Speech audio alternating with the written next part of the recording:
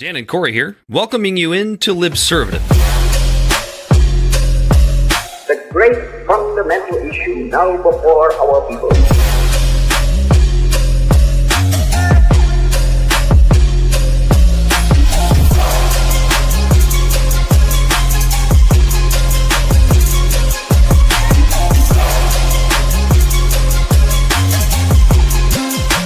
We, the people, cannot turn back.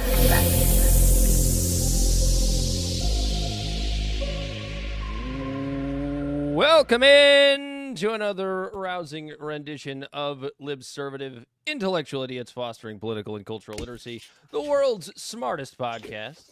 All thoughts heard on tonight's show are not necessarily those of Libservative, but are our own. Though the Bodysnatcher is MIA once again, but this week was such a crazy week. We had to have a third P brain in here with us. We welcome in Jeff Mell as one of our guests tonight. He is always Jeff. He is always his Corey Walsh. Hi, Dan. It's Dan Griffin. Mahalo. This is. Oh, he's Italian. Dude, it's been a day. Is he more Italian than Andrew Cuomo? No, I don't. Me? think so. No. It's been an absolute shit day to the point where I was getting ready to do a show, maybe the way the pioneers would have done, with no lighting, had they had gasoline and Wi-Fi connections. I had no power, and so we're getting like a half-hour late start to the show. So we apologize. But to be fair, like the Pilgrim podcast, like the audio is just trash. You know what I mean? They were using like dial-up, and it was garbage. So 2 cans and a string. yeah, just an audience of one. Yep, radio for 2. We have to get to a lot because it's getting to the point now, Corey, we're doing one show a week is getting really, really hard because the news cycle's always been fast ever since we started doing this show. But we lived an entire lifetime in like the last 2 weeks. Yeah, and we've been talking about that, and we actually said that before Trump got elected. When we were like watching the election, we were like, "Holy shit! Like this is about to start going just whirlwind." Like because Biden didn't do press conferences, so you don't even know if he was alive. I mean, Still don't. apparently he had cancer, and like we were all gaslit to the idea that like he's fine, even though everyone's like, I don't know, this guy has like fucking dementia or something. And then now they're all like, hot jokes on you. Like we got punked like it's fucking Ashton Kutcher. And so it was much slower then, but now Trump with his truths, and he loves the camera. He doesn't shy away from it. There's no Operation Bubble Wrap around him. It's fucking full throttle, full tilt. Training wheels are off. And it's hard to keep up. We have Trump's 12-day war. We have the fact that I'm waiting for the t-shirts. We have the fact that a Muslim Zionist has a really good chance to become the mayor of New York City. No, a Muslim socialist. Did I say Zionist? Did Yeah. I say Zionist? Wow, I got Zionism on the brain. That Socialist. Muslim anti-Semite said he wouldn't even visit Israel as his first city as the mayor of New York, just one city in a state of a country of 50 states. I still don't understand why that was an important question on the debate stage, but yeah, like they were running for mayor of Tel Aviv or something instead of New York City. What country are you going to visit first as mayor? Actually, like the 4D chess move would have been finding out what city is New York's sister city and visit that city if you wanted to name a city and be the actually guy. But he was humble and he's like, "No, I'm hanging out here." He picked the low hanging fruit. He's like, "I'm hanging out here with the American Jews." That was basically his answer. He's like, I got my own tunnels to worry about. We also have I'll stay right here. We have Bernie and Thomas Massey making the podcast rounds, and Mahmoud Khalil released by ICE. I don't think we talked about that much pre-show, but that's just that's a good thing. A little extra piece of salami for the show. It was a green card holder. He wasn't an illegal. He was here legally, and he just spoke his opinion, and they tried to kick him out for it. And that's part of a big deal, you know? Like, he's just Gets his day in court.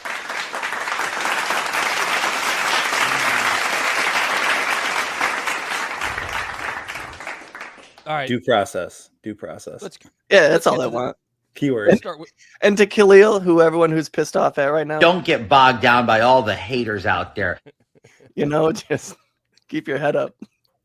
where is George Santos? Right? Is he still in jail? Prison. Did he actually go to jail? I think that's sad. prison. That's sad. Probably. Jeff, I don't know if you know. I don't know if you know this about our show, but like our favorite politician of all time is George Santos. Is that the guy who like lied about everything? yeah, the biggest con man. And he was gay. Yeah. And, like, Yeah. He had a really dressed bad podcast. fantastic. Like, yeah, he had a podcast for like I got that would probably still be going if he didn't get arrested. The one good episode he he's the did do, though, caricature of everyone expects about a politician, and he was just so blatantly that it's fucking great. Big fat pussycat. the one good episode he did do though was he talked to the fake Jesse Smollett victim. That was a good episode. Oh, that's That one probably was good. solid. I I saw a enjoyed that clip that I think was from his show with that guy Matan on, and I need to check that out because this guy is like he's like an Eric Andre but for podcasts. Nice. It's fucking hilarious to me. I don't know, but I also find the dumbest shit funny, you know. Shall we dive into the 12-day war, or what did you call it, Jeff? Your name was much better than Trump's 12-day war. Weapons of Mass Destruction 2, Electric Boogaloo. Yeah, I like that much better. That's what it is. That's what it is. This time they just were like, we're just going to drop the pretext that they even have them. I felt We like just bomb them before they have them. right, like we did Smart move. now to like 4 other countries. You know, like, dude, I feel like I've been pulling my hair out of my head. You know, when I'm talking to people, and I'm like, you don't recognize any of this? Like, literally, oh yeah, like, well, they're close to having them, so we got to stop it. And then just like all of the fucking propaganda around it. Like, I heard, you know, like on like regular TV, I've been watching it lately because That's wanna why see- you sound so dumb tonight. well, yeah, that's what it is. No, I'm on vacation tomorrow, buddy. I'm going to Cape Cod. I'm already half in the bag. I don't work tomorrow. My classes go on crooked as fuck. Right. But no, Please it's just do insane to it. me. It's so wild to me that everyone's just falling for all the same shit. Like the people there, they yearn for freedom. Yeah. You know, Oh, it That's was the that's the exact- whole- for the freedom. exact same playbook. Right. That's It's the literally whole- Iraq. Netanyahu who's over here going, the whole world will be happy for it. It is We'll like, be what greeted the as fuck are you talking as liberators, and something that we didn't, at least that's the line, and something we didn't really talk about last week because we did talk a little bit about the greeted as liberators point, is the fact that historically this is never the case. When you bomb another nation, they rally around the flag, and you don't really even have just to like look we would any- here. Well, I was just going to say, you don't even have to look any further than right here at home. Who remembers 9/11? Like, show of hands. You know, if you're over the age of like 30. And where were remember you when the 9/11? world stopped turning? Do you remember what George? Fucking Do Alan you remember? Jackson, yeah. Yeah. Do you remember Yeah. what George W. Bush's approval rating was on September 10th, 2001? Because it Versus- wasn't yeah. great. No, it wasn't Trump numbers, but it was still like underwater. And all of a sudden, we get hit, And then it just he goes to like a 91% approval rating because Mhm. people rally around the flag when they're attacked. This Mhm. idea that that you're going to invoke regime change by bombing people. R.I.P. Toby Keith. Could you imagine the bangers he'd be writing right now? We'll put a boot in your ass. It's the American way. I gotta get that drop. That's what I got. Yeah, we need that one. You don't I- fuck. you You don't You just look, everything was exactly the same. Now, the only thing that's different is that Iran just basically pussied out and said, all right, we're going to let you know where we're going to attack. We're going to attack Qatar. You can get out of there. Kind of No. gives a heads up. Nobody got killed. And they were just like, okay, The whole thing. we hit you back. And it's like, it was Yeah, either to save that face. yeah, basically it was either like they're going to say right now what this is going to be about. If it was going to be like some big attack, we would have known about it by now.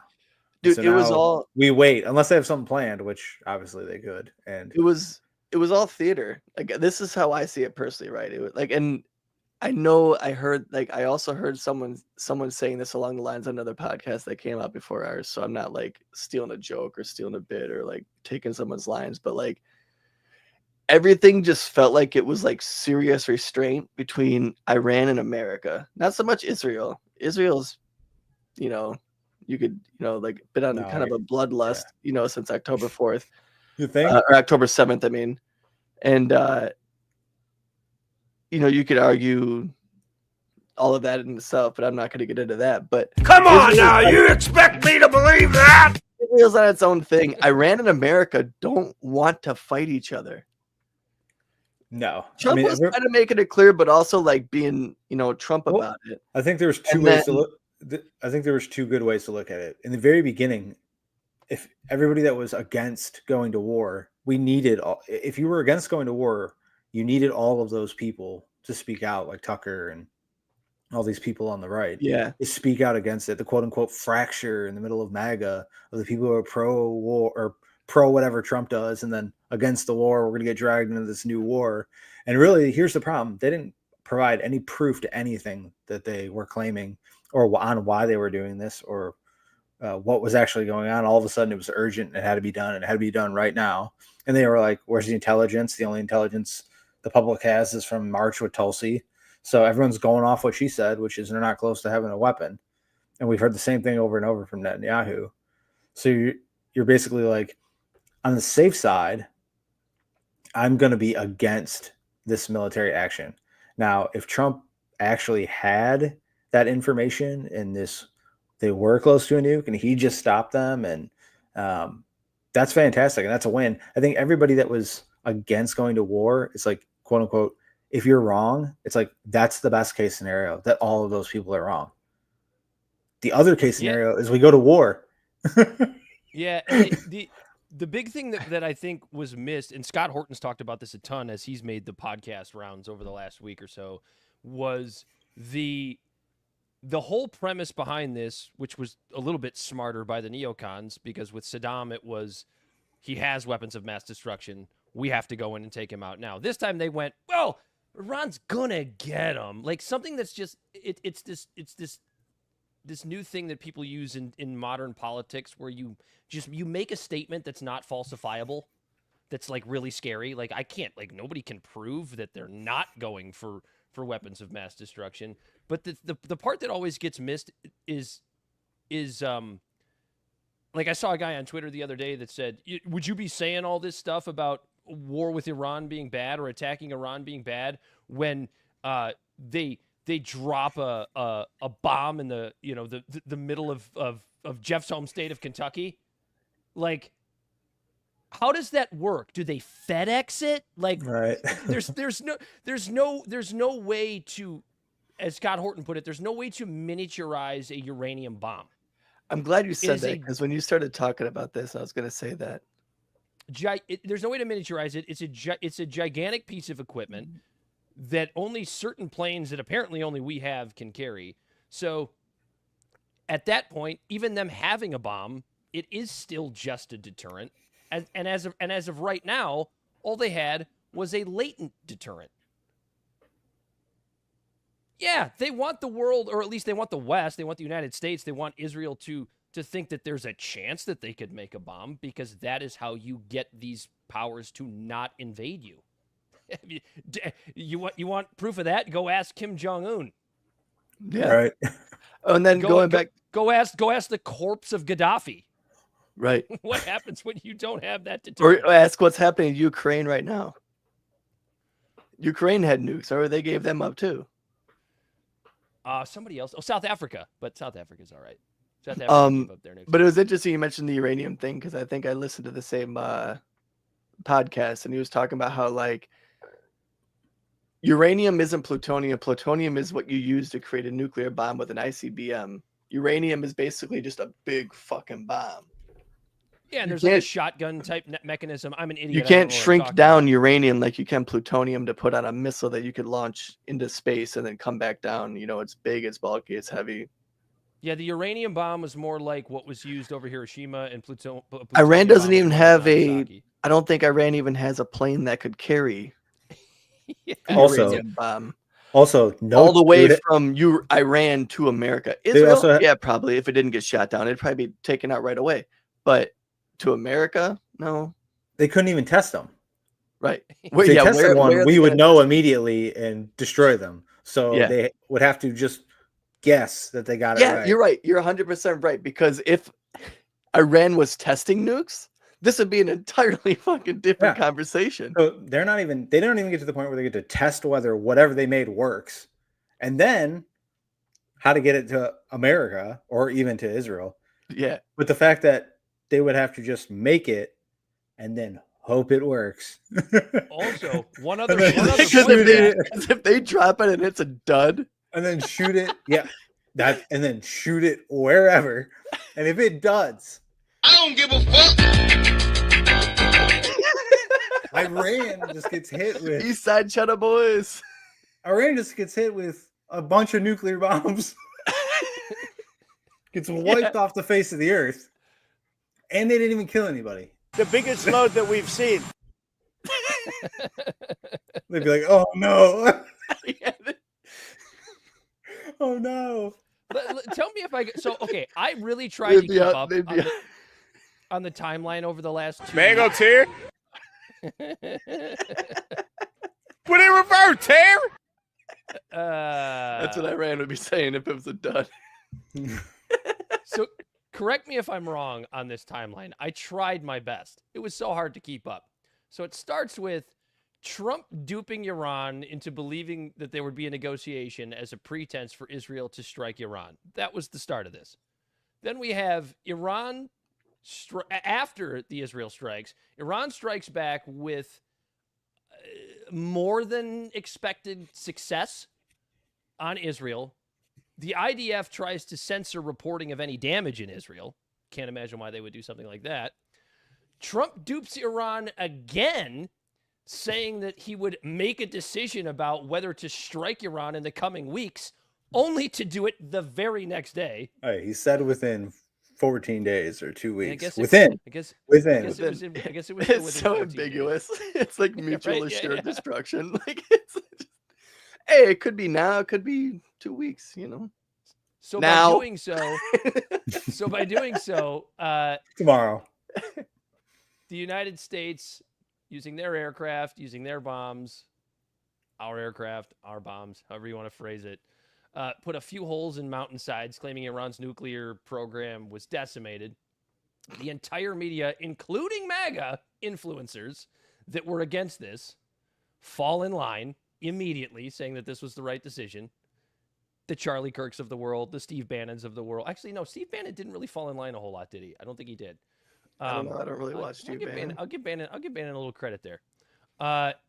Trump says, then we move on to Trump says that regime change, truth this out, you can look it up. Regime change would be good in Iran and calls for unconditional surrender to a nation that we're not even technically at war with. The FBI conveniently starts warning of Iranian sleeper cells in the United States. Iran then strikes an empty U.S. military base in Qatar after, the whole thing we talked about here at the beginning, where they're like, is it okay if we save face with our people and just Right. kind of throw a couple bombs at you? Yeah. That'll be all right. Trump goes, all right, that's fine. And then we'll, Yeah. then we'll, And then we'll it call it a day. day. We'll both take the Yeah. off ramp. Dude, all right, listen. I kind of just had an epiphany as you were laying it out like that. How did that shit with North Korea go? Don't get a brain cramp. What you mean? Back in Trump's first presidential candidacy. His first term? Yeah, it went from some really crazy Corey, go shit get some getting water. No. I was just asking. I was asking you a question. If you knew what I was talking about. What I'm saying is, Yeah, with Little Rocket North Man. Korea, do you remember how like fucking insane it got right before Trump was just crossing the border with North Korea and Kim Jong-un. And he's like, yeah, you got a red button, but I got a way bigger red button. And I get that this one has more higher stakes because bombs were actually thrown. But like, it's kind of funny how like this was the same gameplay he did with North Korea. And nobody's ever been hit like that. And honestly, when's the last time you heard anything about North Korea? I know we've been really, we spend a lot of our attention span on Ukraine and Iran and Israel and the Gaza Strip the last couple of years, but which never would have happened under Trump. You can only focus on one bad guy at a time. Yeah, we have a very short. We only have so much capital to spend. Oh yeah, they launched a boat and immediately sank. Wait, which one did this? North Korea. Yeah, which one? Because like there's so many countries. Dude, imagine. So they built this giant. Oh my God, you're right. Liner. People went to prison. They had a hearing or something. A giant liner, and they do that thing where they like slide it off the dock into the water, and it like tips on its side, and then it bounces back up normally. This thing just went over and it didn't come back. It just went down. It was like this giant celebration. Everybody in North Korea is like there, and they all watch it sinking. It was the first ship. It was supposed to be the first. Yeah. People died. Expensive, but no, it was the first ship. I just paid $88. That was all the money that country had. It was going to be the first ship. Very successful, very rich. That's why we don't worry about North Korea.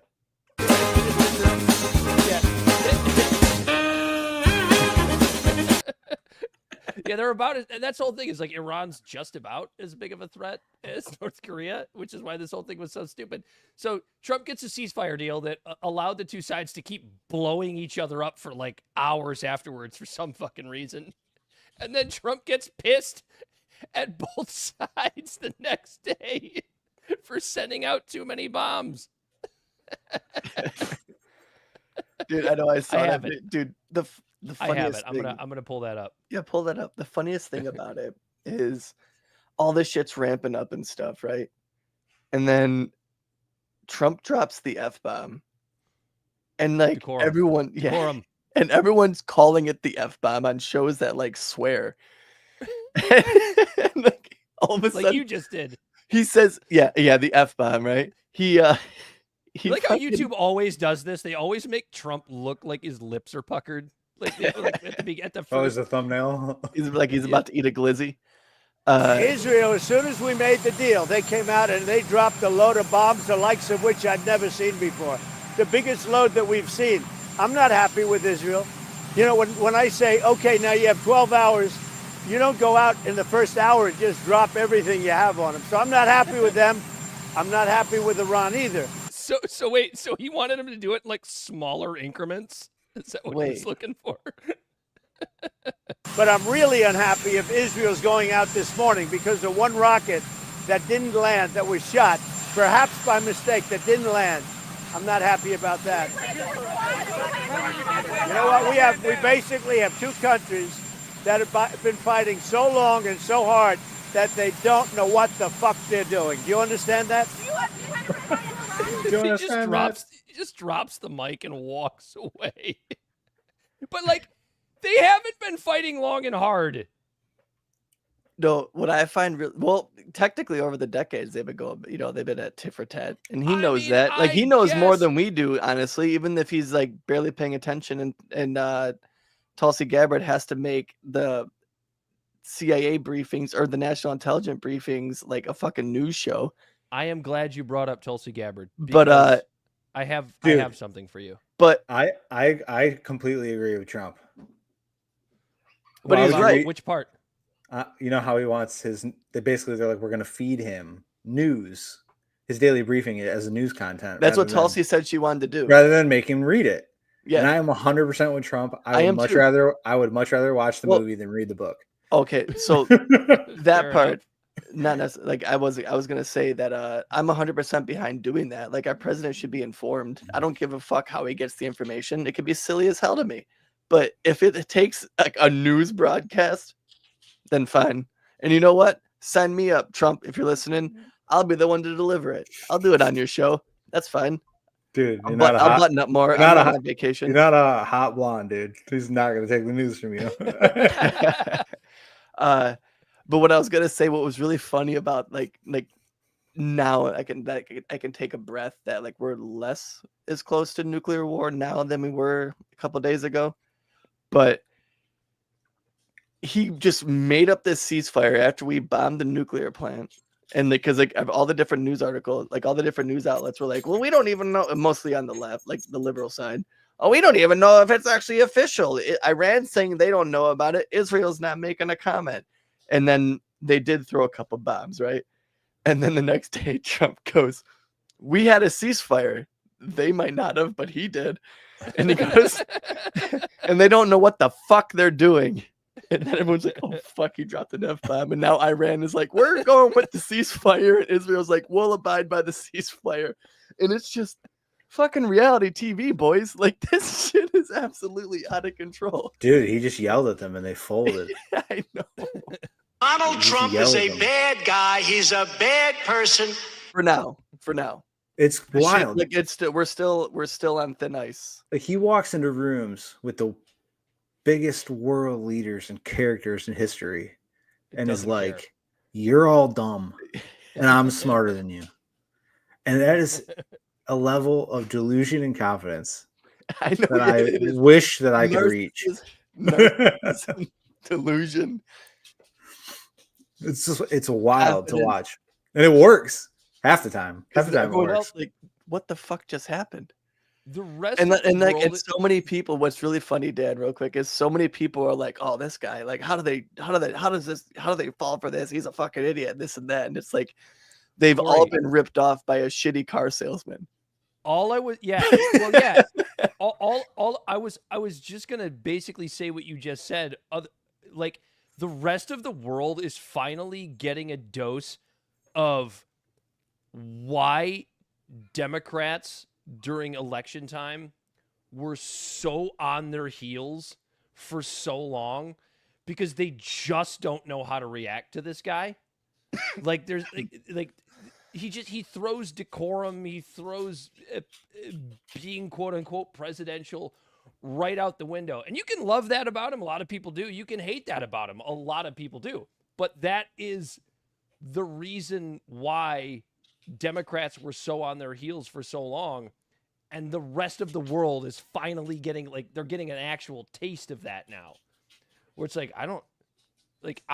how often do we look at Trump and the things that he says and does and go, what the fuck is he doing? And like, very often. I still don't think we were necessarily wrong in questioning a lot of those things, but they get the things done that he wants to get done, for good or ill. Yeah. It's absolutely wild. I have a demand to make of you, Corey. Uh-oh. What's that? It's time to take the Tulsi sign down. Yeah, probably. It's officially time. But it's signed. It says aloha, Corey. Yeah. So she absolutely exposed. Should I put it upside down like a distress signal? All right. So yeah. Or should I do that? I should put some Velcro on there, and then every time I'm happy with Tulsi, have it right side up, and every time I'm sad with her, just turn it upside down and put it up there like a distress flag. I want to see where you fall on this with Tulsi. Okay. Actually, this whole situation. We don't really have much information on whether or not any of this is sort of true, right? Whether or not they actually did have, enriched uranium and were working close to, making a bomb. There was no intelligence for us. They didn't brief us on that. They didn't come to America and say, we have this intelligence and here's Tulsi to tell you about it, right? They just did it in March. So then basically what I'm thinking is, do you believe at all that they actually had any of these things and we actually blew up any of these facilities? I don't know. Or do you, because I'm sort of like, they just dropped those bunker busters. They just dropped giant bombs into these mountains. And Iran kind of was like, whoa. I mean, it just hit like these middle of nowhere, bases. But imagine if that 25 planes, right? just imagine if some of those bombs would have hit the city, right? This is like, was it more of just an intimidation tactic to get Iran actually to the table, or do you think they actually did take anything out? I think it was a little bit of a flex. Trump just had a dismal fucking military parade, and everyone was making fun of it. Also, put that in the factor. You know, that was a factor I didn't even think about until just now. But he just had a fucking embarrassing military parade, and everyone was making fun of it. I know. Hey, leave me alone. I'm on vacation. I think no. I was serious because it helps you think, I guess. With all of these things, I think the truth probably lies somewhere in the middle. I think those bombs probably did a significant amount of damage to Iran's and here's the thing, program. I also think I don't think Trump cares if it does or not. He's gonna follow that lie that it decimated their nuclear facility because he wants everyone to believe it. Because going back to what I was saying earlier, is this whole thing is a war of restraint. It's fucking weird, right? Iran and America do not want to go to war with each other. But wait a minute, Corey. Iran, every day, they say death to America. Didn't you know Well, so does North Korea, but they have nukes.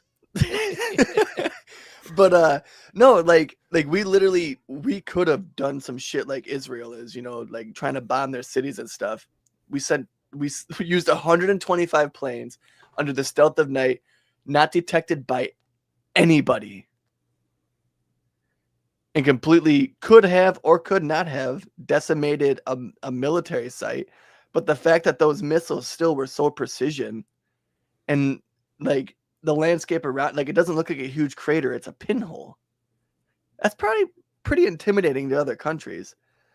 But that's all we did. And then Iran attacked one of our bases, but told Qatar, knowing that Qatar would tell us. And then there was like virtually no casualties in any of our strikes or their strikes.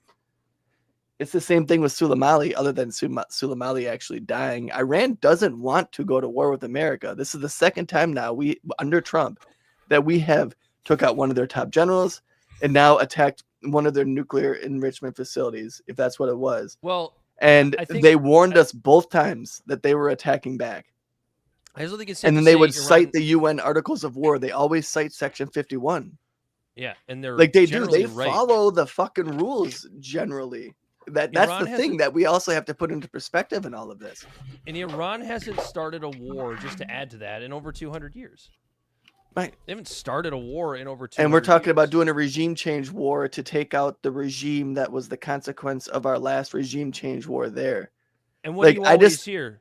You're on the side of the Iranians. I understand why Americans don't want Iran to have nuclear weapons. It makes complete sense. That's very, very logical. I want the least amount of countries. Like, I'd like us to not to have them, but because other countries do, it's like, well, we better have them, you know, because it's the deterrence, right? So so you know that logic also applies to Iran. So you understand why Iran wants one too, right? Assuming that they actually do. Yeah, but can I go back to the Tulsi point real quick? Yeah, go ahead. Yeah. Sorry. Why it's time for Corey to take his sign down? For anybody who's been listening to this show for any amount of time, knows how many times I have gone back and forth on this woman. Same here. And full caveat, caveat, not in a sexual way. Full caveat, I volunteered for her campaign in 2020. Like I helped put together like viewings and all sorts of shit. Viewings. I got to meet her. I know. Yeah, we had like a viewing at meet and greets Bookies down in Detroit when they did the CNN debate here. Come on now, you expect me to believe that? She absolutely has exposed herself as an absolute fence sitter. Like that's how I look at her now. She is always on the convenient side of the fence when it comes to gaining power and gaining access. Now, does that make her any different than any other person going for power or any other? No, it just I thought she was something more principled and stuff, but no, it's kind of seems that she is just another politician. I did too. And breaking your how heart. do I know that? She did. She broke my heart a while ago. She's breaking your heart. the first tweet was when she threw out her congressional testimony, the one everybody's talking about in March, where she basically said that Iran's not pursuing a nuclear weapon. Now, I'm no fan of big media. None of the three of us on this show are, including Bell, who's MIA. However, they didn't get this one wrong. So she tweets, "The dishonest media is intentionally taking my testimony out of context and spreading fake news as a way to manufacture division." And then she plays the entire video that everybody else plays. Nobody's taking your video out of context. You said that Iran was not pursuing a nuclear weapon, and like that they did not have one, and that they were not pursuing one. And that was just the first one. Trump drops the bomb, and the woman whose entire presidential campaign, every time she's gone on Joe Rogan's show, what is she always talking about?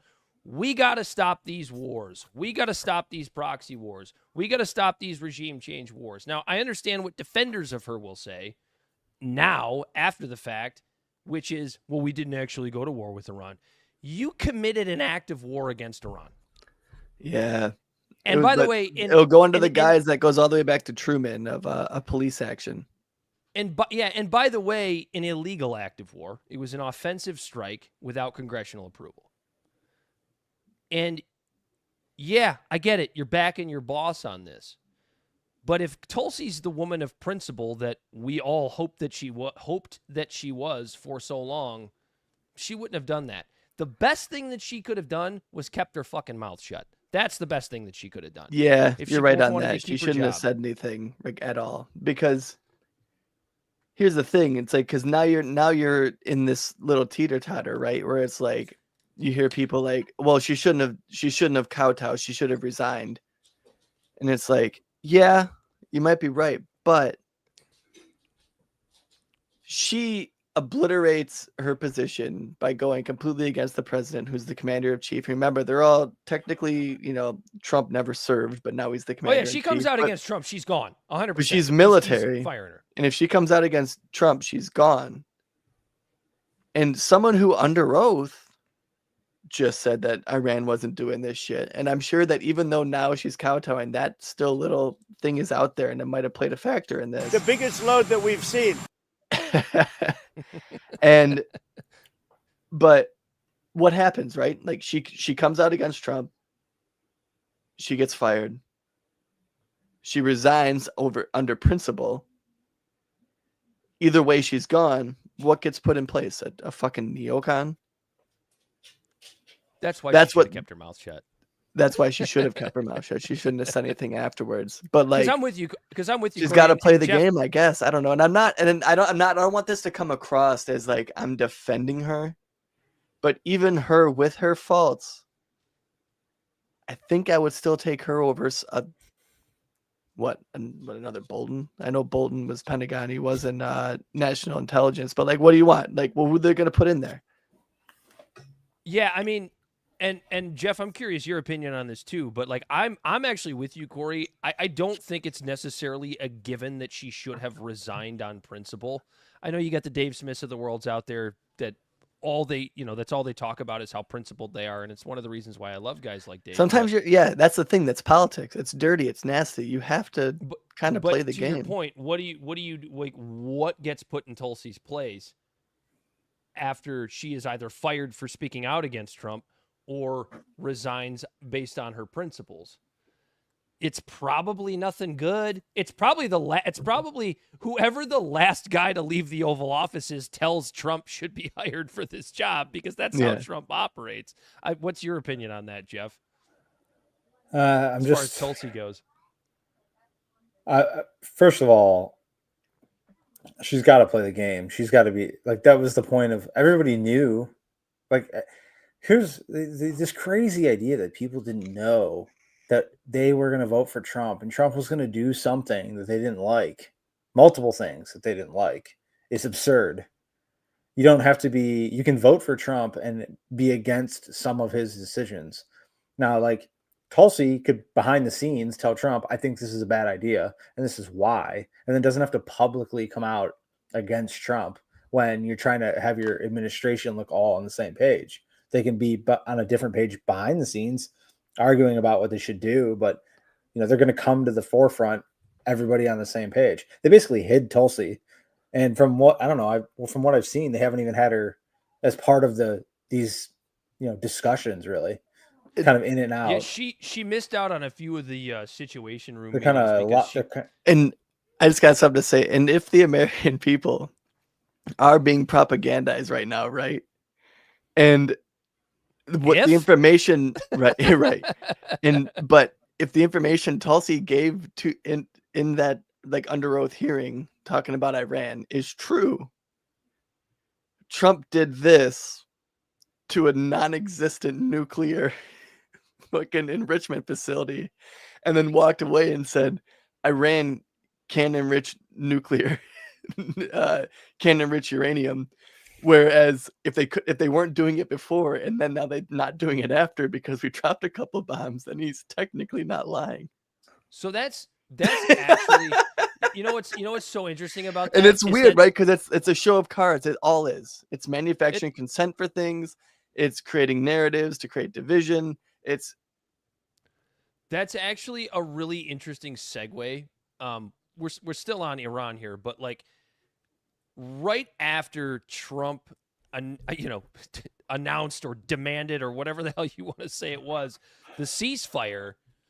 My God, the MAGA cultists went into absolute gloat mode.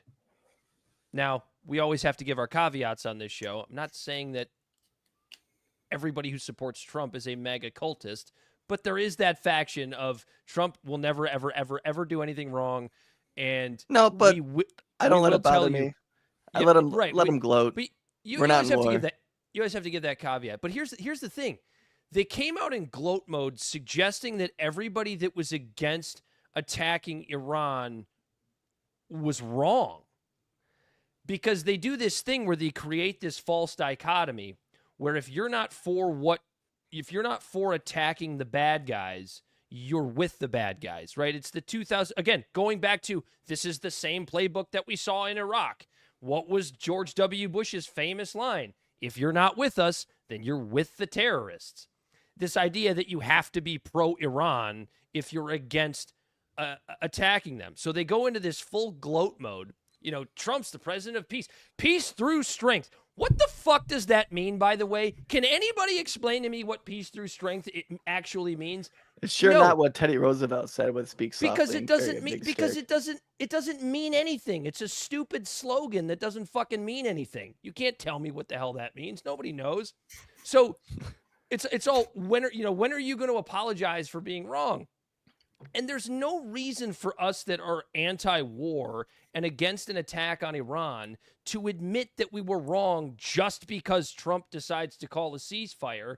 And I don't think there's a single one of us that are anti-war that aren't happy about that. Of course. Best case scenario. Just because it didn't immediately fall into a 20-year conflict like what we saw in Afghanistan and Iraq doesn't mean that this was a good thing. So Trump still committed an illegal act of war against a sovereign, non-proliferation agreement compliant nation at the behest of a non-compliant nation. And there's no and by the way, it's interesting, right? Israel probably has nukes, and they are not a part of the non-proliferation treaty. And Iran, who doesn't have nukes, is a part of the non-proliferation treaty. And there's also no reason to believe this is over. So I'll go back to... It's not over until a deal is signed. And I'll go back to, let's go back to 1991, right? So first of all, do you think Israel is done trying to get regime change in Iran? No. Jeff? What was that? Do you think Israel is done trying to provoke regime change in Iran? No. Okay, so we got two no's there. This is what I mean. There's until there is a actual peace agreement signed. This is not over. To be like, see, They didn't just launch missiles to the United States. We win. We were right. It's like this is going to go on for a little while, especially if Israel does something crazy, which they might. So let's go back to 1991. Let's go back to Desert Storm. Let's go back to Bush Sr.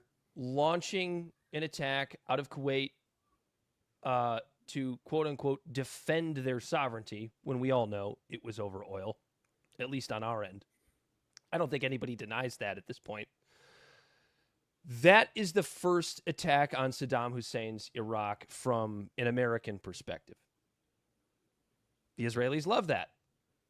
They wanted Saddam Hussein out. They wanted Gaddafi out. They wanted the Iranian regime to change. They wanted Syria to fall. All of these things, right? So 1991 happens, and it's shock and awe, right? Well, shock and awe was 2003, but it was this whole, we'll get in quick. We'll get in quick, we'll get out. And we did that. Saddam retreated. Kuwait was left alone. Now we have 10 years or so of on and off bombing throughout the region, including Iraq, until George Bush Jr. takes office and finishes his daddy's dirty work and finishes Israel's dirty work in Iraq. Who is to say that Donald Trump, and from a political perspective, this is a great move by Donald Trump. I'm not even a hater here. Who is to say that Donald Trump doesn't do just enough to keep Israel at bay for the next 3 years till his term is over, and then Israel's got a new target in the United States to fight their dirty war for him? Who is to say that Iran 1, which I guess you could call this, doesn't turn into Iran 2 10 years down the line? History will tell us that's generally how it works when Israel has their hands in the cookie jar. Right. So the idea that this is over, Yeah, and that no, I have you're to right. admit They that I do. was wrong. They You're regroup. muted, Corey. Or are you muted on your mic? How No. do you do that to yourself? I can hear him. I'm not muted. He can hear me. I can't hear you. Why can't you hear me? It's like that tricky You play. son of a bitch. Fucking white people. It's like that tricky play when Or you is it tell me? somebody you're in a Oh, soundproof Jeff room, can but hear you're you. not. I don't know. I can hear him. Yeah, he can hear me just fine. You're good. That's I you, think it's Dan. my headphones. Go ahead, guys. I'll be back in a minute. It's his headphones, he says. Of course it's his headphones. Apparently his headphones doesn't like mix. But what I was gonna say, I completely lost my train of thought. Oh, There we go. I would say this is not anywhere back. close to being over. It's just part of a ongoing series of part of an ongoing series of events that is, we just happen to be in a calm period. I mean, there's a ceasefire with Israel and Hamas too. You know, It was. it's like, You know what's interesting though? a lot has again, happened since then. A lot has happened. One since of the ceasefires that's held true was done by Trump with the fucking Houthis on the Suez Canal. Well, I mean, Yeah, it's certainly not over. I mean, yeah. Right, that's just a bombs. little caveat. I don't know why. For mean, some reason, I I'm just hope- like I'm infatuated with Trump's geopolitical shit. I'm not If- necessarily saying I agree with it, but it's just like all these little things where it's like Houthi hasn't attacked because it would be in the news, you know. But the Houthis haven't attacked any American ships since the Houthis and the Americans And Corey, made a. it's amazing. It's amazing how that's never reported, right? When the Houthis are attacking ships, As far as I in know, we would hear it, right? You and I You're would right. know. when the Houthis are attacking ships in the Persian Gulf, it's always seems to coincide with when Israel is bombing the shit out of Gaza. And then Israel stops bombing the shit out of Gaza, and the Houthis stop attacking ships in the Persian Gulf. Isn't that incredible how that works? I don't see any correlation, Dan. I'm sorry. It's amazing. It's almost like when you stop killing people, the people that are those people or support those people stop trying to kill you. But they're the bad guys. It's never the United States that's the bad guys. It's never. Yeah. That's the frustrating part, right? I think Trump has a really good argument with Israel going after Iran from now on. The fact that he's like, well, they can't annihilate you. I took out their nuclear program, so they're not really a threat. They're not really that big of a threat to you anymore. Like that would right. He's like, so he can play that card. If behind the scenes, he could know that it is bullshit, but now he can actually say, "Hey, now you can't go to war." They don't know what the fuck they're doing. Do you understand that? There's a chance that he pulled off like this fantastic strategical move. Until now, right? Like as of right now, since then, I think you know what I mean? I always gauge. I think it's hard for us to believe that that's the actual truth. But like I always probably not. But if he did it, freaking good on him, man. Like you had me. Yeah, you're right. You got me. I thought we were going to war for sure. You had me.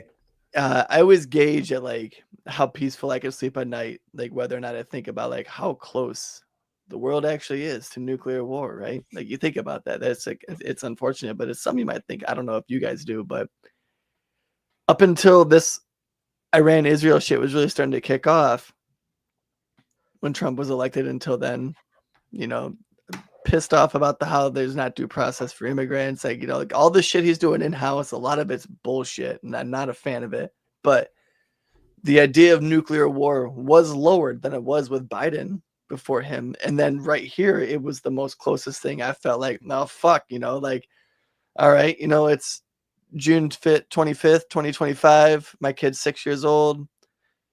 2035, 2037. Our last fucking debacles were all 20 years. Like, my son might be, I don't know, fucking joining the military over some bullshit war 20 years from now. I don't feel that way right now. No, Boots didn't go on the ground. That's not how we fight wars anymore. We I know it's like drones. Dude, it's wild, right? No. That's not even what I was gonna say. To the point where we have boots on the ground, it's always other countries' kids. It's Ukraine. You know, it's if there was actually boots on the ground in Iran, I don't know, maybe Turkey gets involved. Like we will be the last boots on the ground if there was ever an invasion of Iran. So you're saying we learned our lesson from Iraq and Afghanistan? Have other people's kids die, not ours. That's NIMBY, not in my backyard, brother. Well, I think it is. I think it is. There is a like you saw a flip of the neocons that really wanted this war and are kind of mad at Trump that he's like, no, I was just doing this military action. You've been watching Mark Levin. Where's Dan Crenshaw been? He's been quiet as fuck. I haven't checked his Twitter. He's just like, I did the bombings to get out the nuclear facilities. I knocked out the nuclear facilities. That's all I was going to do. So I'm not going to war. And so you had like this really excited group that they were going to go to war, and now they're pissed off that they're not going to go to war. And then you have this one group that didn't want to go to war, and now they're being told that they were wrong because we didn't go to war. It's really, really odd and strange. It's so hard to keep up with all this shit. And every day it changes. Every day it changes. You don't know. There's like literally I was watching like all these news channels on YouTube, right? Breaking Points, all these different types of news channels. They have to put out content when all these crazy things break. And it's like by the time you get a chance to listen to that content, it is already old. There's a ceasefire in place before they even finish talking about, oh my God, the beginning of the war started because Iran hit an airbase in Qatar, you know? And it's just so unbelievably fast, but hopefully it's slow for a weekend. That'd be cool. at least a week, at least a fucking week and a half, because I'm going on vacation. Yeah. By the way, folks, we're gonna be off next week. I want to remind everyone we're not gonna be here. Yeah, I know, right? No, we could be in full scale war by the time you come back and do it. I know, right? We won't even know with another nation, not even Iran. Yeah, not even Iran. Next week, it's just Corey. Like it's for some reason it's Dan that's still here, and he's like, Corey got drafted. Corey's in Afghanistan. I don't know how he can't even do a chin up because of his elbow. I'm in a very good window right now. I'm too old to get drafted, and my son is far too young. Yeah. So if anything takes place, it needs to take place in like the next 10 years, and then another era of peace. The three of us. I have a nice little Like, Corey I didn't Corey would realize never how get good this drafted. injury was, but like you see this scar, right? You see these scars? You see this scar? I can't rotate this wrist. Gross. Yeah, gross is right. Don't ever do that again. Corey would never. Corey wouldn't get drafted because he's too injured. Jeff I actually and have the audio of my fall. Jeff and I wouldn't get if Jeff and I got drafted, it would mean that we're in deep shit because we're like at the upper end of age. Yeah, that means we're in trouble. Definitely. We're in deep shit. And it has to be less than 12 years because my kid's 6. Well, there'll be a new one by then. Oh, thank But God. then again, no, there's going to be world peace, Corey, because it'll be the 7th nation in 5 years. But it was, 30 years instead of, the general Wesley Clark line of 7 nations in 5 years. The last one. It's the last one we need to fall. That's another reason. Like, how could you possibly believe that this is over? So you mean they're all going to end? If you believe General after that, Wesley Clark. after we take care of these 7 countries, that's it. That's it. World peace. What does that mean? The Messiah comes. It means Jesus. no worries. The biggest load that we've seen. Solid drop. Oh man, dude, that's gonna be a good one. It's gonna be a good one. It's gonna be a good one for years to come. I don't know if I have anything else on this war other than I don't think it's over. I don't think anybody that is anti-war needs to apologize for anything that they said. I don't think that. No, they can quietly just be like, "Well, we whined enough and we got what we wanted." Like, right? What? Or I also don't think that. I don't like, think why? that, Like, how? That's not a loss. We're not at war. They can say whatever the fuck they want. The people who cried for it not being war, it got it not being war. Why do they have to kowtow or apologize for fucking anything? That's fucking stupid. I hate that shit about social media and like. We have to do the same shit, right? Like we have Trump destroys a mountainside because it's all about clout and trying to grab that attention. And but we got what we wanted. So yeah, we were allowed to freak out because we didn't want it to go the other way. There's no apology needed. What the fuck? And I don't think anybody needs to apologize that called for Trump's impeachment, by the way. Because if you're going to impeach a president, I don't necessarily think you have to belligerently break the Constitution, and doing an act of war without congressional approval is authoritarian. That is dictatorship. That is something that could be justifiably be called for impeachment. So no, absolutely not. There's no apology for that either. Jeff, did we lose you or just your camera? Can you hear me? We can hear you. I can hear you. We just can't see you. That's okay. Just my camera. That's all right. He's still there. It's just a black screen. It's just a. Did you just say he's doing blackface? He's totally doing blackface. My Black Lives Matter square. There you go. That a boy. It is June. You guys have any closing remarks on Weapons of Mass Destruction 2 Electric Boogaloo? Mine is I hope that it sticks. I'm blissfully optimistic, Dan, that we're not going to go to nuclear war. I'm optimistic, and I don't actually think Trump wants to go to war. I don't think that's something he really wants to do, even though there are people pushing him to do it. I think there are voices around him that are probably telling him it's not a good idea. I think JD Vance is probably one of those people that's biting his lip real hard while he's in there. I mean, I'm sure there's a few people that are in there biting their lip real hard, not to say something, but hey, right now Trump's that was a win for Trump. It's gonna look real good in all them polls, even though those polls he's just fine. So what it is what it ultimately comes down to, right? Is Trump wants a Nobel Peace Prize. He sure does. He's that narcissist. He wants really Nobel Peace Prize. He's like, dude, Obama got one. He was fucking asshole, bombing everyone, including Americans. And here I am trying to stop all these wars. It's fair enough. I mean, I know that like a lot of like the limousine liberal crowd are making fun of this idea that Trump would get a Nobel Peace Prize, but it's like, dude, Barack Obama got one. Yeah, and that's a fucking joke. It's just like Trump didn't bomb. As much as I'm against it, I think it was a mistake. I think Trump violated the Constitution when he dropped these bombs on Iran. That's a fair point. He didn't kill anybody in these strikes, at least that we know of. And even if anybody did die, I don't think we'll ever find out. And Obama is responsible for the murder of countless children with drone strikes. So you can't make the argument that Trump doesn't deserve one, even though he dropped bombs on Iran. It doesn't work. And I'm glad you did bring up Barack Obama, Corey, because Jeff and I were actually having this conversation via text message a couple of days ago, where Trump and Obama, Trump would be really upset if he heard me say this. I hope you're listening, Mr. President. That Trump and Obama are so fucking similar and people don't even realize it. Because think about first of all, let's go back to the election.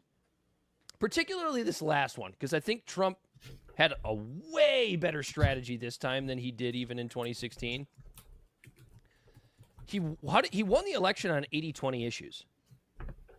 That's a huge reason why he won this election. He won the election on immigration.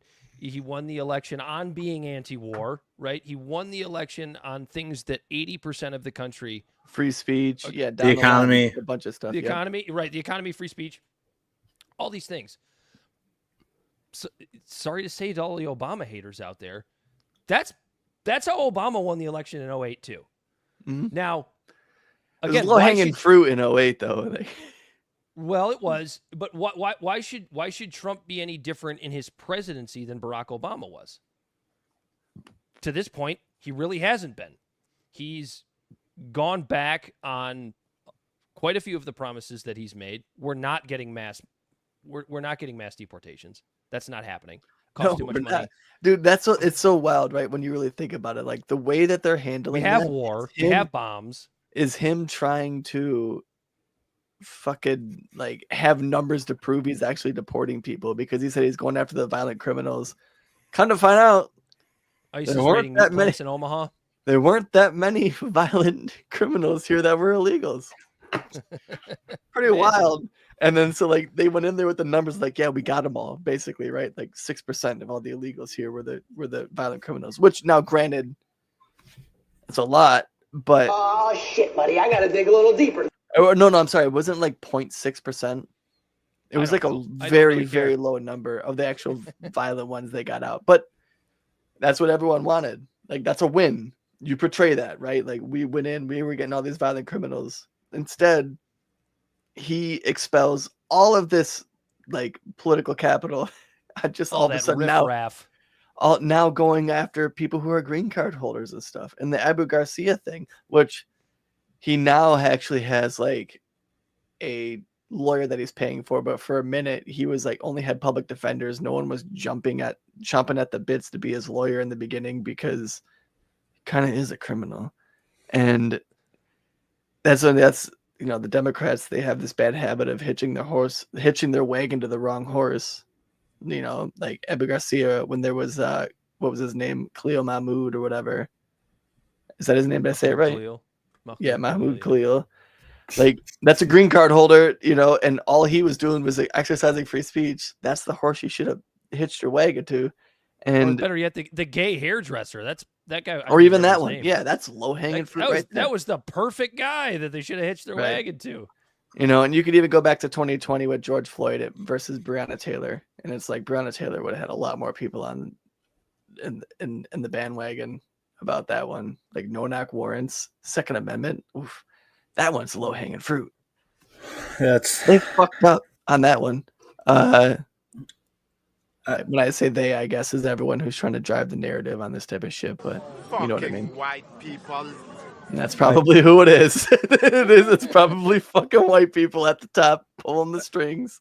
I think the presidency molds you into this thing, because the premise, when I talked to you about this, Dan, the premise was essentially that you had this charismatic politician who was somewhat Trump outside of the system. Barack Obama was in the system, but he was sort of like JD Vance, where he just rose so quickly that Yeah, no one junior really senator. no one really had a grip on who he was, and he really could, become whoever he really wanted to be because there's no track record of him prior. So they kind of both went in clean, and they had all this opportunity, and they said all these great things to actually make changes and do things that the American people wanted to do. And then they were molded into these guys who do unconstitutional drone strikes. And then the other party yells, "That's unconstitutional." And then the party who did it was like, "No, we had to do it. It was a security risk." And then the next party's in and they do the exact same thing. And you're like, okay, well, now it's just flipped. So really nobody actually cares about this. It's going to take one of these parties to be like, all right, we do need congressional oversight on these things. But it's the idea of nobody actually, people only care about the Constitution when it's convenient, when it fits their narrative, when it works for them, when it works for their team, when it works for their side. Exactly. Everybody's going, like, every president has done unconstitutional things. They've all pushed the limits on the things they can't do. Like, it's insane. Like, the overlap of, like, basically Obama was really liked and Trump is really hated, and they're sort of the other side of the same coin. That's really all they are. And what's funny, what's hilarious to me is how many different little like rebranded legislation and executive orders that Trump puts in place in geopolitical moves that Obama was doing. Like his recent deal with Iran, basically the nuclear deal that Obama had in place. The one that he got us out. The one that he pulled away from in the first place. Kids in cages. Another good example. No, kids in cages. Bad when Trump did it. Totally silent when Obama was doing this. Yeah. The porter in chief is not Donald Trump. Yeah. No, it was Obama. It's and Barack he was Obama. also the drone strike in chief. Right. There's a book out there that any of the listeners, I recommend it every time we're on the show and it comes to it. It's called Manufacturing Consent. And it's a book about how the media will manipulate you and play you into making you think that what America is doing is the right playbook. And you look, and it doesn't teach you how to think. It doesn't make you a tinfoil hat person, but it makes you question things like, so why is the media saying this? So the perfect example of this is exactly, I brought it up last week, I think, is when Bibi Netanyahu sent out a video message to the Iranian people talking about how he is not attacking the Iranian people and how he wants to bring the Iranian people freedom and how this regime change war would be good for them. When he made that video, he made it in English. People in Iran don't speak English. They speak Arabic.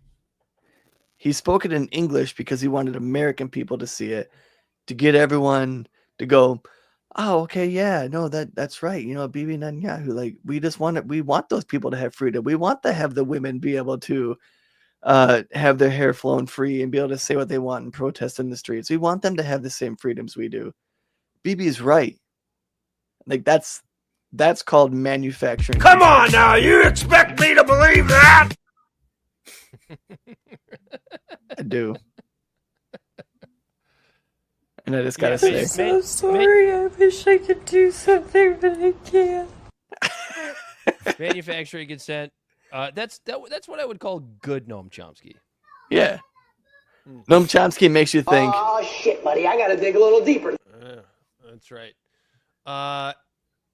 Anyway, I think that's all we had on the 12-day war, or the electric boogaloo war, as Jeff put it. We had Bernie Sanders and Thomas Massey. I know I said they were like making the podcast round, but they probably will, because when you go on one, don't you end up on all of them? Isn't that generally how this works? For the most part, I think Bernie's is aligning with his what's his campaign rally tour he's doing right now. Oh, the Stop the Oligarchy tour. Yeah. Yes, that phony. They happen to be in Texas. That's why he hopped on to Joe. And well, he might go on Pod Save next. And everybody will, 8 people will tune into that. You had him on. Same as our Joe show. Rogan. The same as our show. That's right. And then you had Thomas Massey on with Theo Vaughn, and I recommend everybody check out both of these episodes, because Thomas Massey on Theo did something that I just think every American person needs to hear, which was simply pointing out how your government actually fucking works. Like, that was like the biggest takeaway that I had from listening to Massey on Theo. Now, I knew this stuff. I knew sort of the basics of what Massey was going to point out in this episode. There are some weird things that go on at the Capitol that I don't even think you and I, Corey, people who are involved in this way more than we should be, think about. Like the fact that the physical building, Massey points this out in the episode, the fact that the physical building is designed so that there are never more than 2 parties. The fact that there are 2 rooms that you go into, and the building is designed this way. You are either going into the Democrats' room or you are going into the Republican room. There is no third room. Right. And before that, it was the Democrat Republican Party. Or no, actually, it was the Democratic Party and the Whig Party. And before that, it was the Democratic Republican Party and the Federalist Party. Yeah. No, that's. So you have to choose. And Massey points out, and this is no surprise if you understand Massey's policies, he often feels like he's not welcome in either one. Sounds about right. And the thing that I think I loved the most was when Massey pointed out that he's actually really easy to get to sell out. He's like, I'm the biggest sellout in the world. The problem is nobody's offering anything good. There's nothing to trade for. Yeah, there's absolutely nothing to trade for. What was the, because I know you listen, I don't know if you listened to it, Corey, but Jeff, I didn't. I missed that one. I heard the Bernie one. I didn't hear that one. What was the thing, I don't know if you can help me remember it. What was the thing that he was talking about where AIPAC came into it before he kicked AIPAC out of his office? They were offering him something. And I cannot remember what it was. It was something to the effect of giving money to Israel is good, and here's what we'll give you in return. And it was like basically a lollipop. Yeah, I don't remember. I know what you're talking about. I remember the section of the podcast where they talked about AIPAC, because Theo does a really good job. I don't know if it's real or not about how dumb Theo is. Dude, he's a dumb genius. Theo is brilliant, and yeah, and so he plays an idiot. Yeah, he's a dumb genius. Yeah, I definitely a dumb genius. But when he'll say things like, "I need you to explain it to me," "I need you to break," like, he really pushes for a super simple explanation, a listener friendly explanation that you can kind of get your teeth into no matter who you are, which I think is a giant plus with these political podcasts that he does, especially with like a guy like Thomas Massey, who will actually tell him like, here's what's really going on. And like compared to some of the other people, like even with comparative to Bernie, was on Rogan, like a lot of the time Bernie talks at Republicans and Joe has to be like, hey, the Democrats do all these things too. So it's like you're fighting against these group of people, like from one side, essentially. It was really weird like listening to Bernie, but Thomas Massey was fantastic on Theo. Bernie does this thing where every time I hear him in one of these long form conversations, whether it's been the couple times he's been on Rogan, and I know he's been on a few other shows that I've heard him speak, Bernie does this thing where he does that sort of leftist thing where he's telling me what all the problems are, and I agree with what the problems are.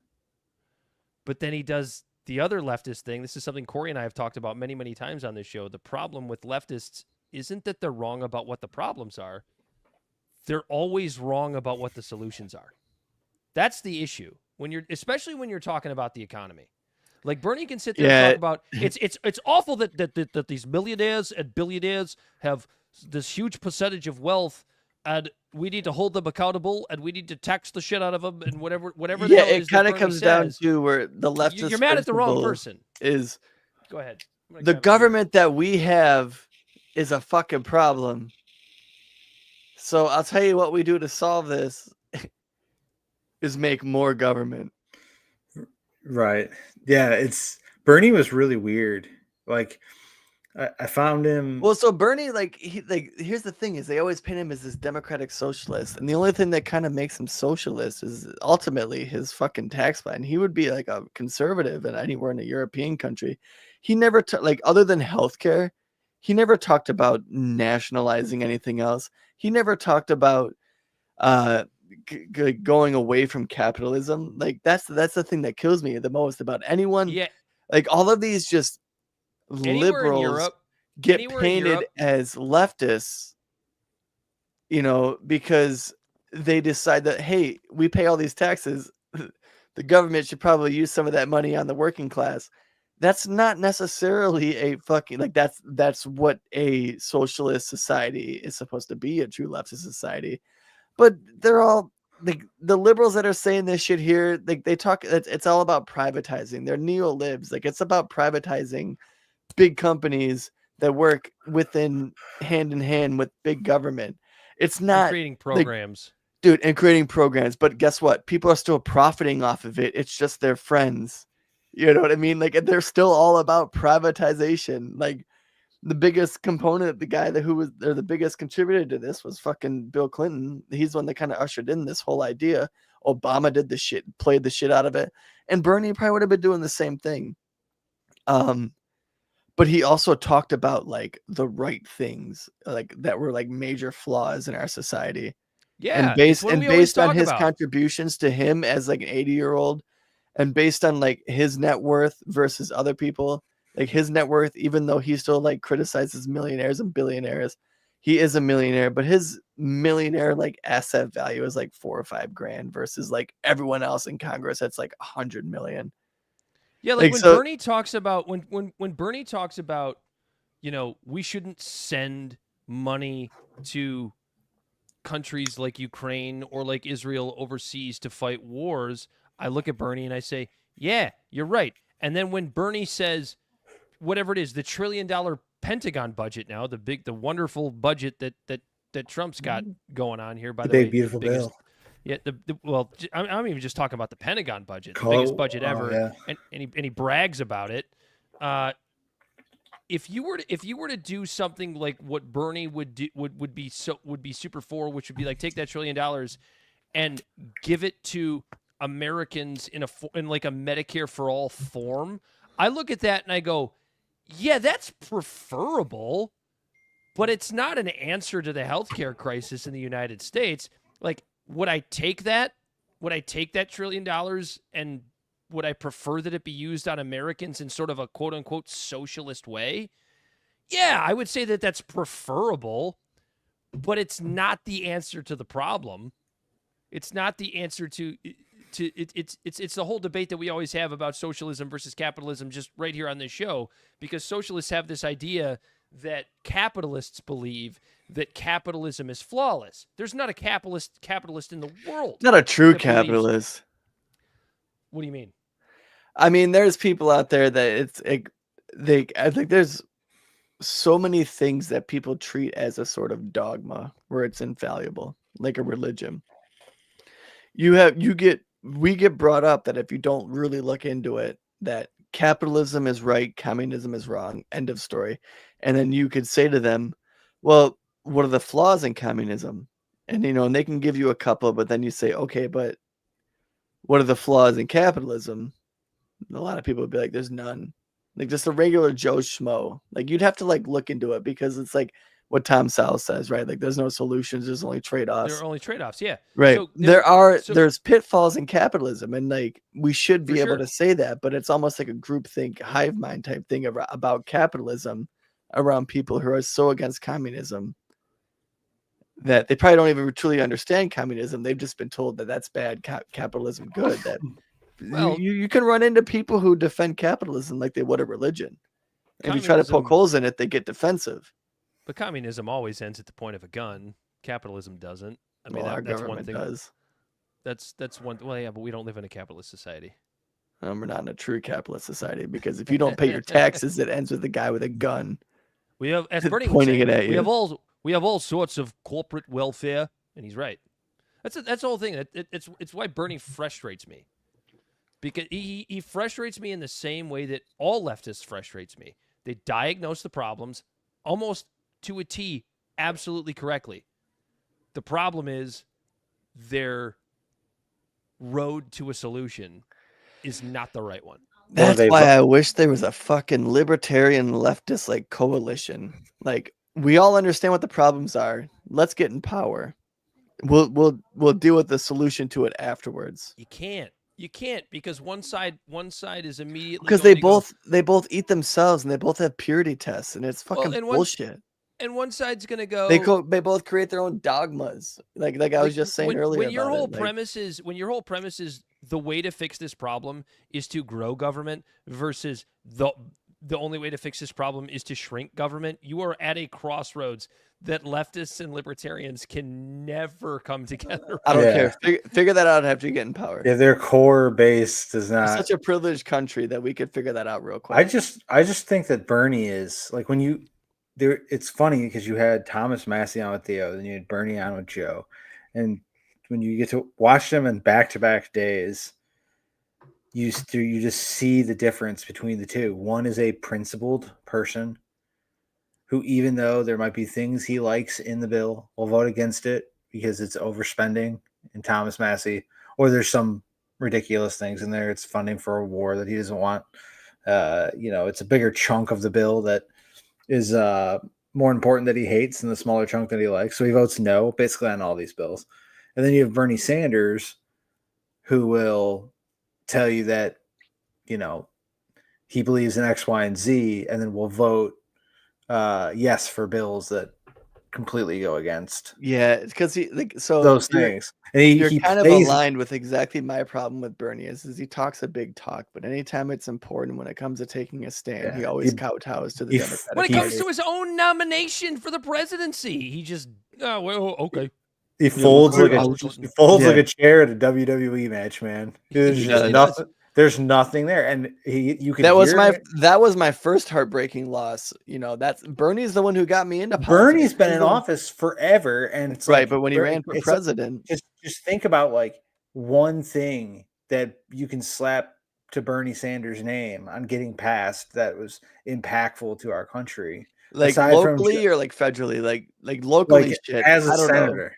As a senator.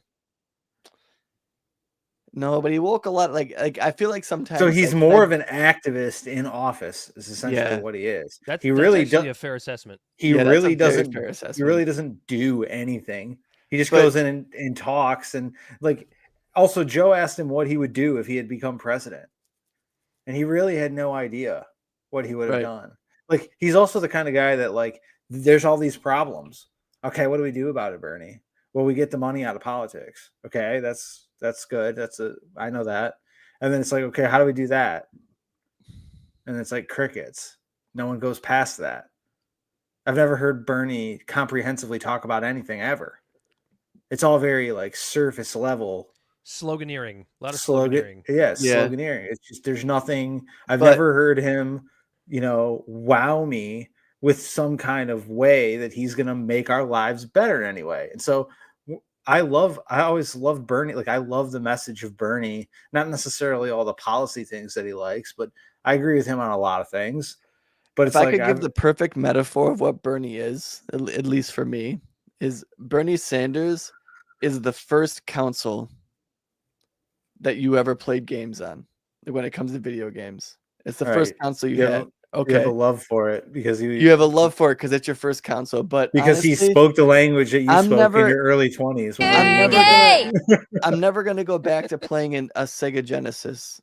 You know, I can play mods of all the games and stuff on my Xbox One. It's just, but I'll always have that love for that first gen console that I had. And I get it. that's kind of where Bernie's at for me because like he is the one I have so many qualms with him. All of like everything you just said, literally, just he always kowtows to the party. And it's like, when I saw that, it's almost like don't meet your heroes, don't put to, you know what I mean? All humans are humans and they're all fallible.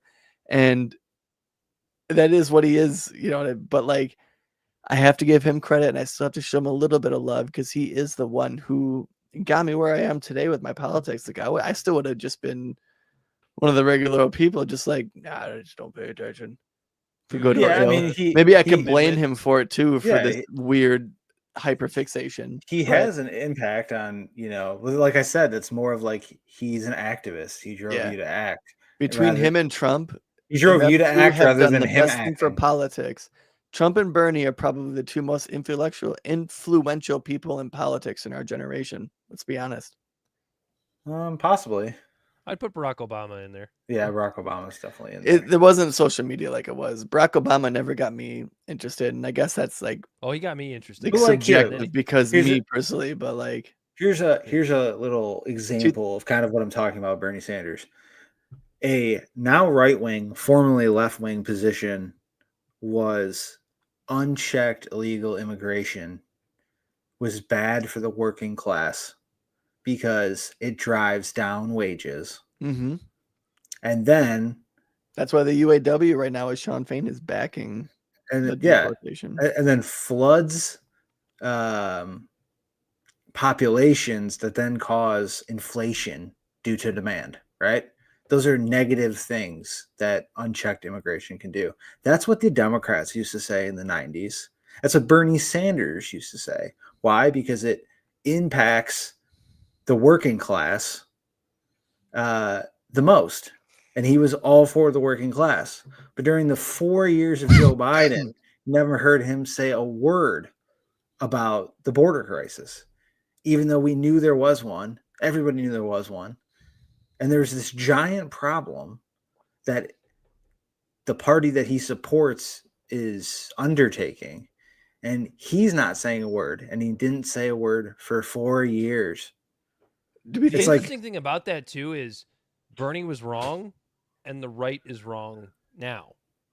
Do you think the Democrats learned from that mistake? They were trying to say, like, pretend that they learned from it during the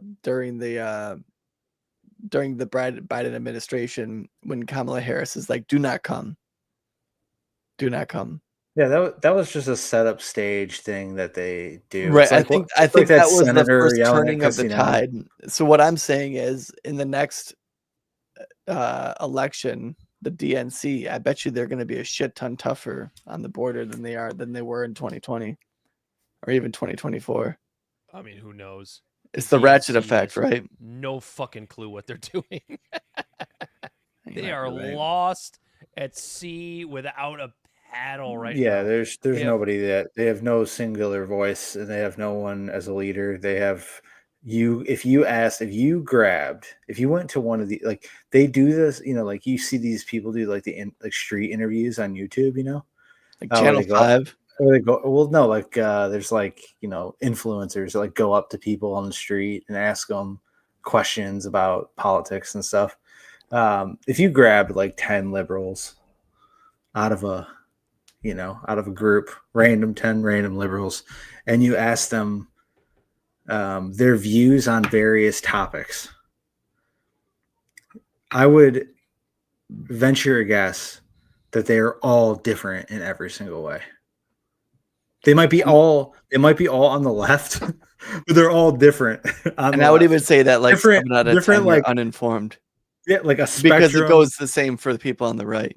In a spectrum from like extreme leftist to center Democrat. Basically, like I think you would get a bunch of different answers, and the reason being is they can't agree on absolutely anything. Like there's nothing that they agree on. They can't even be like the easy one on the right is like they're like, we don't want dudes in women's sports, right? They all agree on that. The right all agrees on that. The left doesn't agree on that. Some in the left agree with the right on that. Some in the left go all the way to your kid tells you their gender at 2 years old. So there's this wide spectrum on the left, and that immigration on the left is the same. There is no like moderate, like it goes from, I guess the most moderate would be we let in, and it's interesting. We reform the board, or we reform immigration and take in a manageable number of immigrants every year. We do it at a quick pace. That would be like and so we have a nice flow of immigrants, but it's not illegal. We're checking everybody. That's like the most center position. And then the most extreme on the left is open borders. So they fall in these crazy wide between those two. I was gonna say it's interesting you say that because it always seems like it's the party that's on the back foot that is almost the more bigger umbrella for that stuff. Because when Biden was terrible, we just recently saw Trump create the most diverse fucking big umbrella of immigrants and all sorts of different Americans under him as just the opposition party to the Biden administration. But when it was Biden in place, you hear a lot of people who say they were like conservative, but they just can't vote for Trump. And both sides always does this scramble and then regroup of like this weird umbrella. Oh, the Republicans were dead in the water until Trump came. Yeah, but the left, like the true left, it's the same thing as when we talk about the libertarians on our show. It's they always eat themselves. Well, yeah, of course. Yeah, and it's insane. It's a snake that's eating its own tail constantly. Yeah, every time. And because they always seem to agree when it comes to voting for the super wealthy and for war and for government expansion. It's almost like they're two wings of the same bird. Well, the uniparty is definitely the uniparty. The uniparty is definitely real.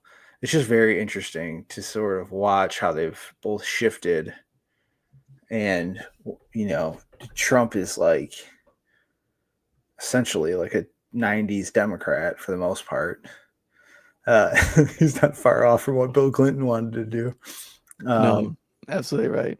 So it's like it blows my mind how the shift in the parties and where they're at, and sort of like now you're seeing like I love this word, intersectionality. I fucking hate that word. Me too. Between like inside the parties themselves, like the MAGA splits, and like you have MAGA that wants war, MAGA that doesn't want war. You have the left that wants war, the left that doesn't want war. Then you can fraction people up in a bunch of different ways where they're on different sides from each other. It's why Corey and I always try to explain to people, not necessarily so much on the show, but like definitely when we're having like the stupid social media debates that neither of us should ever get involved in, and we do because we just can't help ourselves. Or arguments at weddings, like or arguments at weddings. Mine in particular, this idea that because you have an opinion that might be on the left doesn't mean you support Democrats, because that's what you always get accused of. And this is where like MAGA supporters just as a group could gain so much more traction, is if you would just stop screaming Democrat pedophile at every single human being that has one leftist sort of opinion on something. Because we talk about this all the time. Genuine leftists and MAGA agree on so many fucking things. They might not for agree sure. on what they might not agree on what the solutions are. Very much similar to the conversation we just had about Bernie. They might not agree on what the solutions are, but God damn it, they agree on what the problems are. And like, how is that not a brilliant fucking coalition? What did Jimmy Dore say the entire time over COVID? Corey, you know what I'm going to say here. Jimmy Dore, who is a crazy fucking tinfoil hat leftist that we love to death because he's hilarious and entertaining and right a good amount of the time.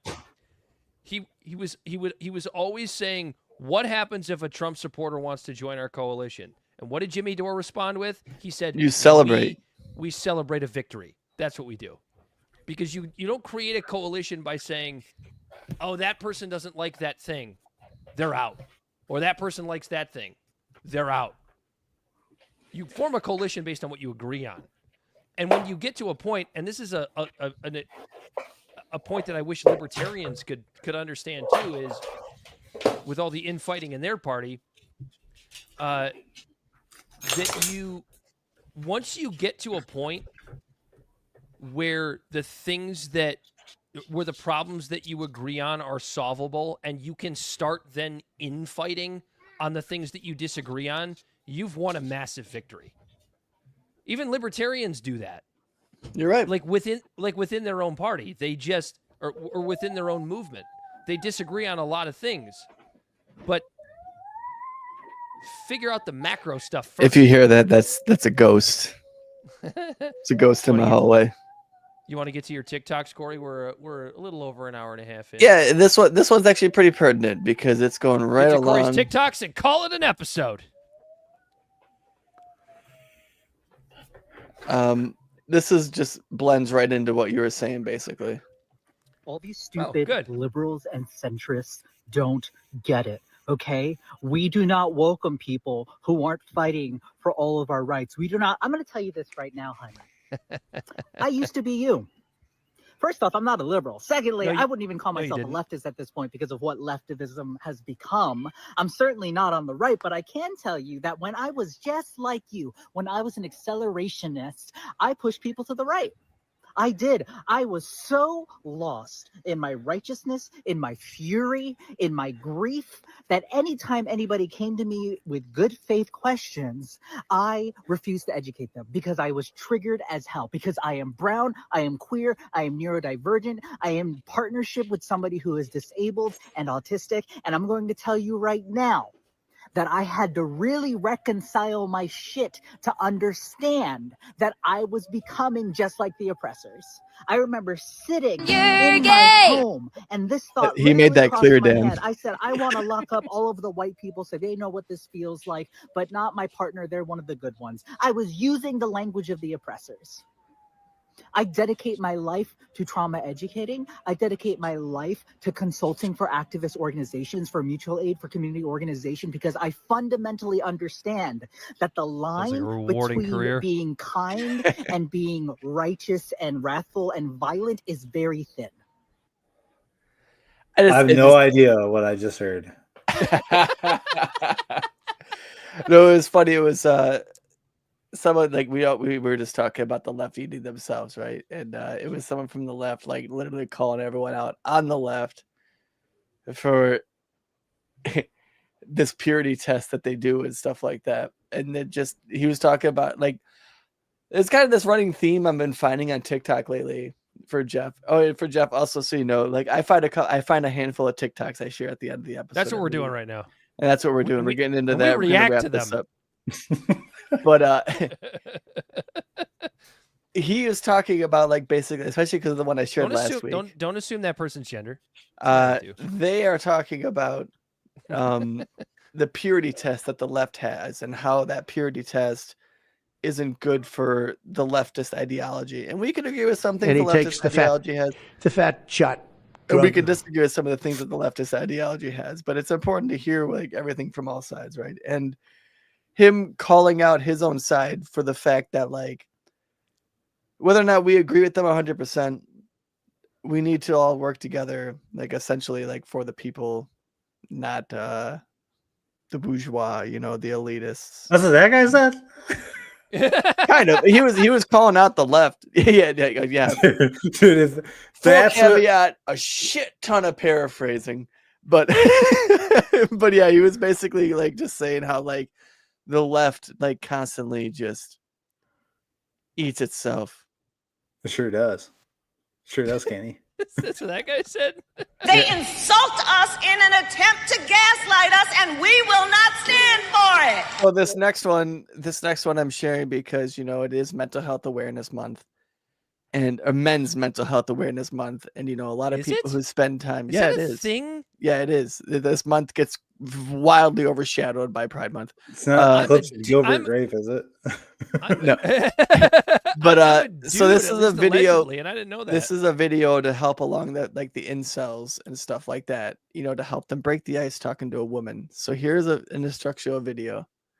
Say, did you hear about the genocide on the news? I sure did. Once you've broken the ice, introduce yourself and start chatting. I'm Melvin. Polly. Do you like coming to this park? I sure This is just love on the spectrum. Me too. Cool. If the conversation feels stiff, ditch the small talk and bring in some playful humor. To Kill a Mockingbird, huh? Is that book about dinosaurs?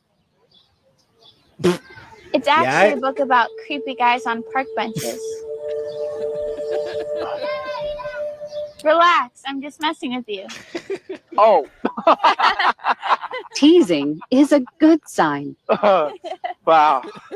You're funny. I guess I'm the funniest one on this bench. But just don't go too far with it. Like this. More like the dumbest bitch. Jeff, you're not kidding. That really was just an episode of I knew that you would appreciate that one, Dan. We have to stay woke. I don't have anything to add other than because Jeff summed it up perfectly with the love on the spectrum comment. Ooh, look So at this that. next one. TikTok. You got it? Yeah, I got it. It's right here. And I'm about to play it. This is Trevor Moore. And it's insane to me how this was made 10 years ago, and yet it's still so relevant of like the cults that we relevant of how relevant. Dad, I'm on vacation, okay? Uh-huh. He does have an Hawaiian shirt on. I think it's a very rude introduction. The Hawaiian shirt is normal, but Dan knows that, oh shit, Corey's on vacation because I'm wearing sunglasses. So for the blind people that are watching, I'm wearing the same shit you do.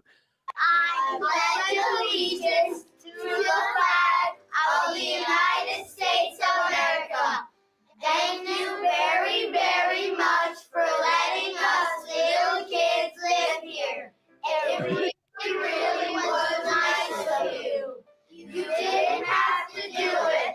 And it's really not creepy to have little kids mind the state recite this anthem every day and pledge their life to a government before they're old enough to really think about what they're saying. This is not a form of brainwashing. This is not a form of brainwashing. This is not a form of brainwashing. This is really the greatest country in the whole world. All the other countries suck. And if this country ever goes to war, as it often wants to do, I promise to help go and kill all the other countries' kids. God bless Johnson and Johnson. God bless GE. God bless Citigroup. Amen. You hear? God bless Johnson and Johnson. Now come and get your Ritalin. I'll come and get your Ritalin. Children. So,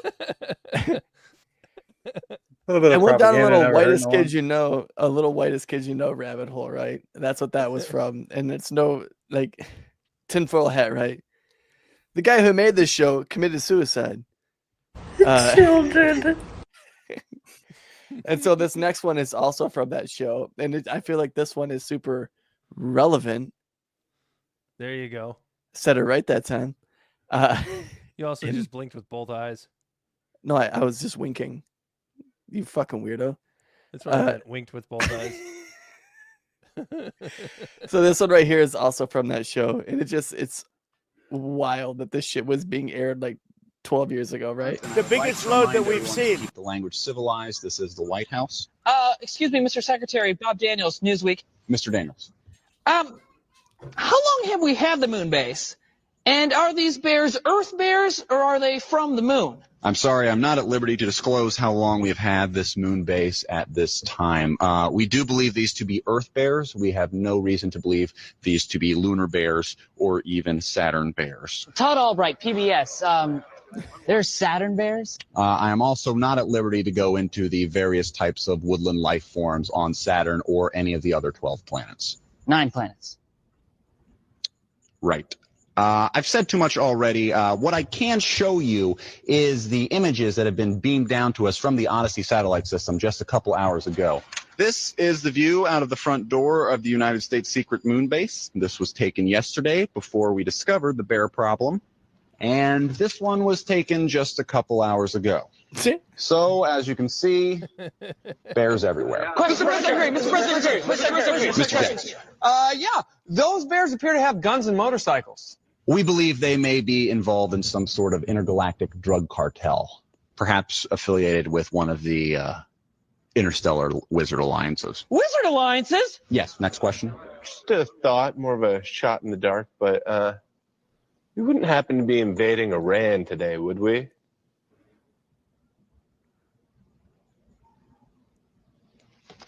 You got me. I fell for it. You almost got away with that one. No, I went too far. I almost had it. I should have stopped after the slides. I knew I should have stopped there. I didn't think anything about it until the cartel thing, and I was like, what? Okay, all right. Let's forget this whole thing. Who wants a drink? First round's on me. Come on. Yeah! They could remake that whole thing right now and just use the Diddy trial instead. Oh yeah, right. For sure. Yeah. Yeah, no, it's it was just, I saw that and I was like, holy shit, they just mentioned Iran. That's like 10 years ago. I'm like, that's super relevant. That was one eye that time, Dan. You see that? You want me to do it again? That was a blink, not a wink. Nope, wasn't watching. I just want you to know the difference. Like clearly. Which side are you on? Which side are you on? That's my favorite song. That was Corey's eyes. You're gay. Okay. How many more you got? Like 2? You got 2 left? Nope, that's it. All right, never mind. I'm sorry I said anything. Because I got shit to do, Dan. Life isn't about getting drunk and eating chicken fingers all the time, all right? I got to go pack. Because you're over here just... Smart. I know what's going on. You're just showing off on friggin' TV again. Yeah, that's what Dan's doing. Dan's big shot. Famous for that. Fucking big shot over here. Well, even though we only saw his face for about half the episode, we thank Jeff Mel for joining us. Our hope is that in the future, if Corey and I can't make it, Jeff can come fill in. It was a good hang, buddy. What do you have to say about that, Jeff? Thank you. I appreciate it. I would love to hang out with you guys. Again, maybe in a more humorous time. Right? We made as much humor out of it as we possibly could. Yeah, that's my internet. That's my internet. It's Jeff right now. Yeah, I don't know what happened to my camera, but you get what you pay for. All right. Did you try plugging it in or unplugging it and plugging it back in again? Yeah. I don't know. I thought I lost everything for a second. Come on now, you expect me to believe that? It's just bullshit. All right. Jesus Christ. I forgot we had the Kamala cackle. Oh, that one's good too. God, I could not listen. I would take a war with Iran over having to listen to that for 4 years. They insult us in an attempt to gaslight us, and we will not stand for it. Jeff, what if you had war with Iran and you had to listen to that the last 4 years? Because that's probably what would have happened. By the way, yes, I 100% believe that would have happened, no matter who president was. Oh, come on, it wouldn't have happened. You think you just fell out of a coconut tree? All right. Jesus Christ, Madam former vice. What do you say to a former vice president? Is it former Madam Vice? I don't care. Yeah. I'm out. Anyway, I'll tell you what you say. Fuck yourself. Corey, stop playing with the drops and tell the people where they can find us. Libservative Podcast is found on all social media and podcast platforms. Our website is libservativeshow.com. We can be found at Libservative on Facebook, YouTube, and Twitch. Instagram and Twitter at LibservativePod. Our TikTok videos can be found at Libservative Podcast, and you can reach out directly at libservativepod@gmail.com. Subscribe today. Not tomorrow. Libservative. If you could have done it yesterday, you should. Real pro. It's been Libservative. Intellectual idiots fostering political and cultural literacy and the world's smartest podcast. He, as always, has been Corey Walsh. He's Dan Griffin. And we are we out of here? I think we're out of here. I think we're out of here. I'm going on vacation. Yeah.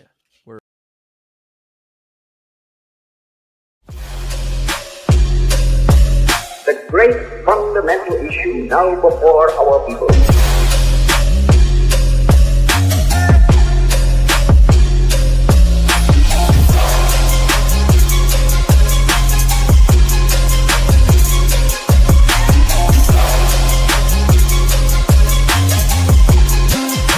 We, the people, cannot turn back.